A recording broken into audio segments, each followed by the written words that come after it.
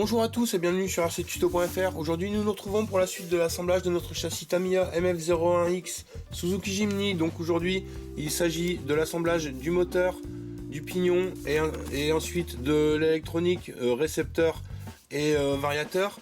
Donc on va se consacrer tout de suite au moteur. Vous avez dans le kit un moteur Torque Tuned qui est fourni, un moteur 25 tours, un 540.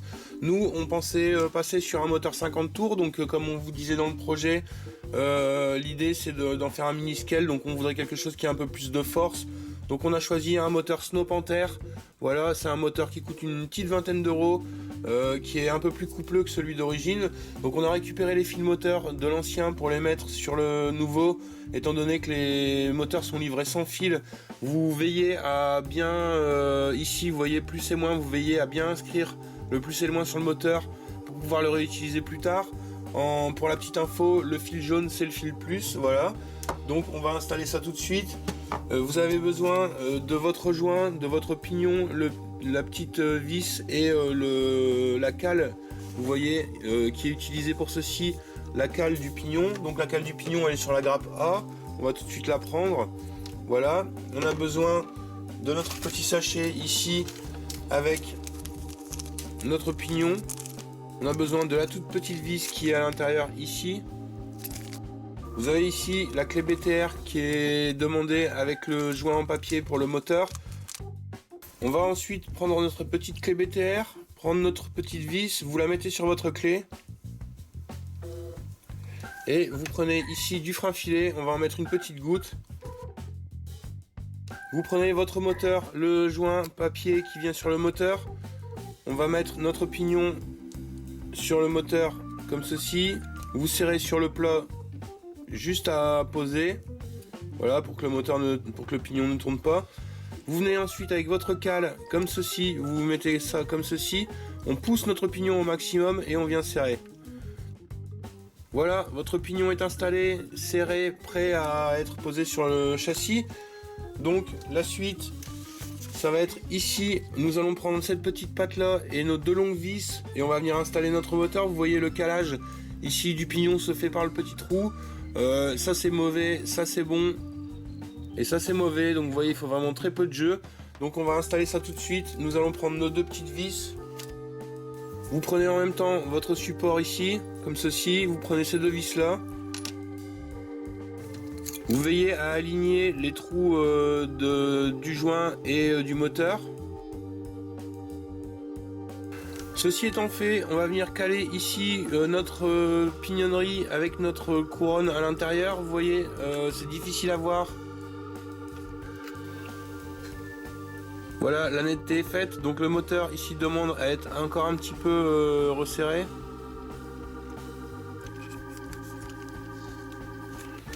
Voilà, donc là, logiquement, tout va fonctionner normalement.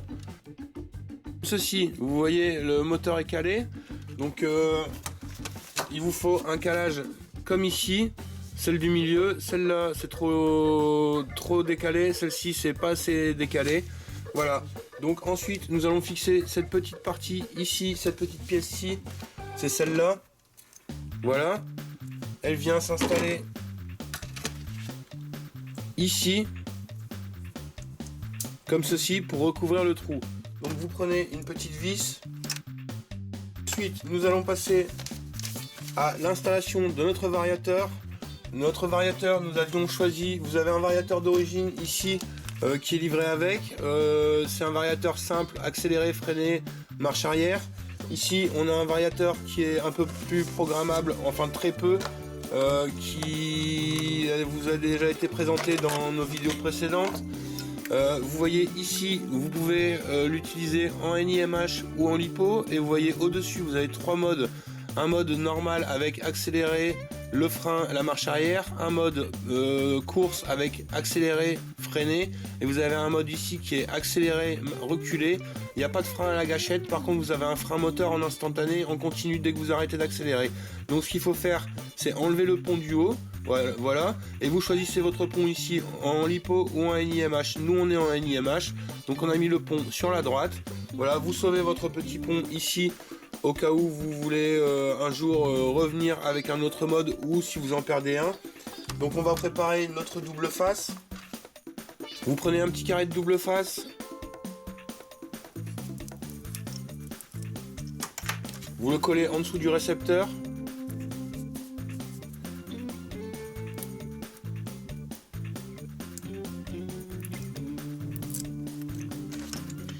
Et vous choisissez un emplacement. Alors logiquement, le récepteur vient s'installer ici. On va faire la même chose. On va installer ici le variateur, comme ceci. Voilà, qui prend sa place au milieu tranquillement. On va pouvoir connecter notre moteur. Le bleu va sur le vert.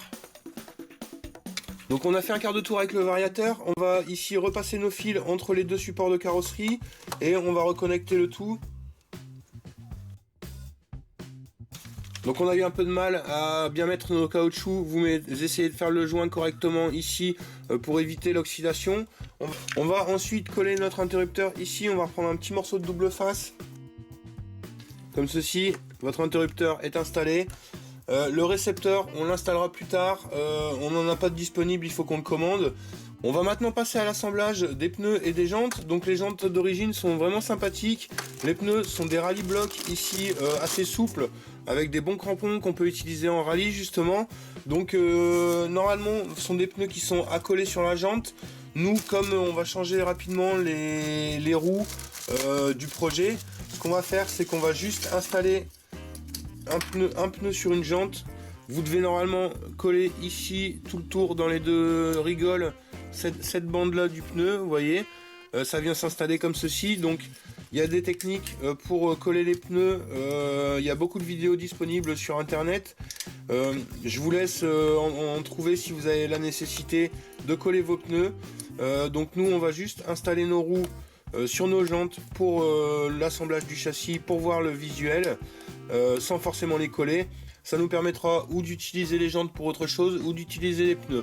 Donc voilà les roues qui sont assemblées, on va faire les autres et puis on revient tout de suite.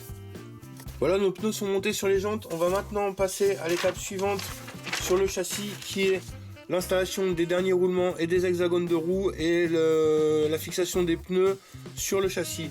Donc il vous faut ici vos derniers roulements, vous prenez vos 4 derniers roulements. Il va vous falloir ici vos petites tigettes, vous voyez qu'il y a ici à l'intérieur, les petites tiges d'hexagone. Il vous faut vos 4 hexagones, donc si vous savez les remplacer par des hexagones en aluminium, n'hésitez pas à le faire.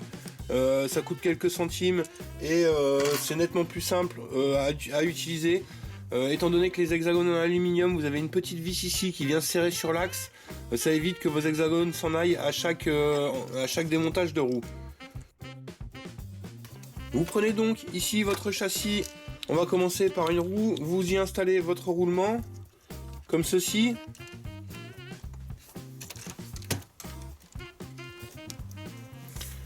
On va ensuite y mettre le petit axe, comme ceci, et vous venez passer un hexagone. Voilà, comme cela. Ensuite, vous prenez une roue et un écrou de roue, et on va venir installer notre première roue. On va faire la même chose sur les 3 autres. Donc nos roues sont installées sur notre châssis. Donc le châssis est assemblé à 98%. Vous voyez, l'amortissement n'est pas fantastique. Il est assez ferme, assez vif. Donc nous, on va rechercher, vous voyez, le flex est très minime. On passe à peine un tournevis en dessous. Donc on va rechercher, nous, un peu plus de souplesse dans les amortisseurs. Pour un comportement un peu plus réaliste. La suite ici c'est l'installation de la carrosserie et les premiers tests. Vous voyez ici vous avez une zone d'options qui est possible de trouver sur internet avec des roulements comme nous on a fait, des amortisseurs à réservoir d'huile, ici un différentiel à billes. Ensuite vous avez dans votre manuel la première mise en route avec les consignes d'allumage, toujours allumer sa radio en premier, toujours l'éteindre à la fin. Le réglage des trims, vous voyez le truc classique quand on assemble un châssis. Voilà, donc la prochaine étape ce sera la présentation de la carrosserie qui est en cours. L'installation du récepteur sera faite. On va voir pour soit installer la carrosserie avec ces plots là, soit avec des supports à aimant ou à scratch pour éviter de percer la carrosserie. On peut déjà vous dire qu'elle est plutôt sympathique, elle a une belle petite couleur pour ceux qui ont vu des photos sur Facebook ou sur Instagram. On a aussi ici sur cette grappe là, la grappe B, on a ici nos deux fixations de batterie. Vous installez ça ici, ça vient stopper la batterie qui s'insère ici. Voilà, donc merci à vous de nous avoir suivis, n'hésitez pas à vous abonner pour plus de vidéos, à nous faire un petit like sur notre page Facebook et une petite visite sur notre site www.rctuto.fr. Vous pouvez aussi nous retrouver sur Instagram @rctuto.fr. C'était un tutoriel qui vous était présenté en collaboration avec Asiatizobi, Speed Drive et Team Tetsujin, nos partenaires. Merci et à bientôt.